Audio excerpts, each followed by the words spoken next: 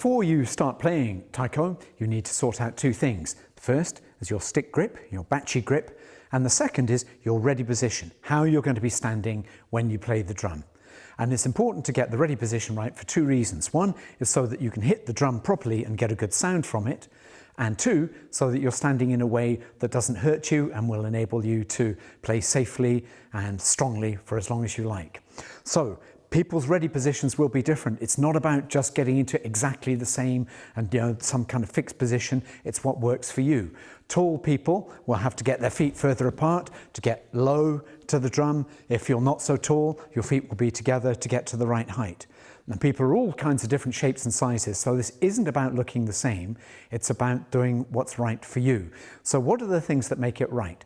Well, first thing, you want to be standing in a strong way so that you can play the drum without falling over. If your feet are too close together, you're going to lose your balance, so you need your feet wide apart. And then to improve your balance, you need one foot in front of the other. So I've got my left foot in front of my right, weight on the balls of my feet. I could almost slide a sheet of paper underneath my heels, and I am critically a good distance from the drum. My arms are quite long. If I put a stick in my hand, that's quite a long reach, so I can be a surprising distance from the drum. I don't want to be too close. And there I'm in a good position to hit the drum and make good big beat movement, as it were. To do that, I've also got imaginary oranges under my arms. I'm not tucked in like this. And I've got the tip of the sticks lower than my hands. Everything's kind of flowing out in a nice, relaxed but strong way. I've got my chin up. I'm not looking down like this. And in fact, I've even got a little bit of string pulling my head up to improve my balance.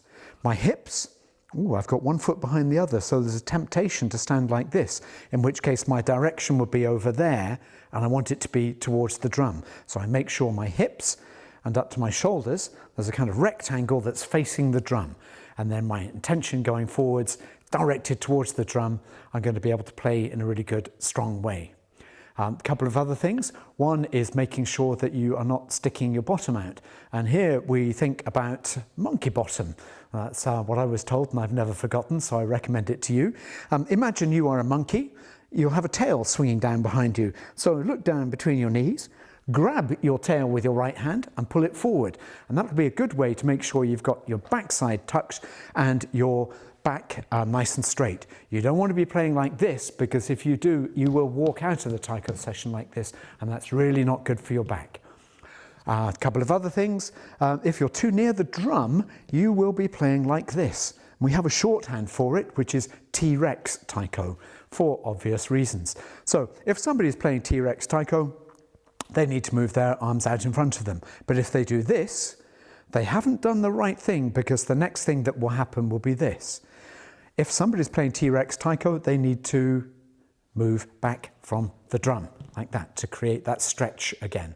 And that will also mean that they're not playing chicken wing Taiko, which you might get if you grip the stick too tightly and in the wrong way, you have your arms out to the side. So no chicken wings, no T-Rex, and no monkey bottom. And you have a good, strong stance, and then you are ready to play.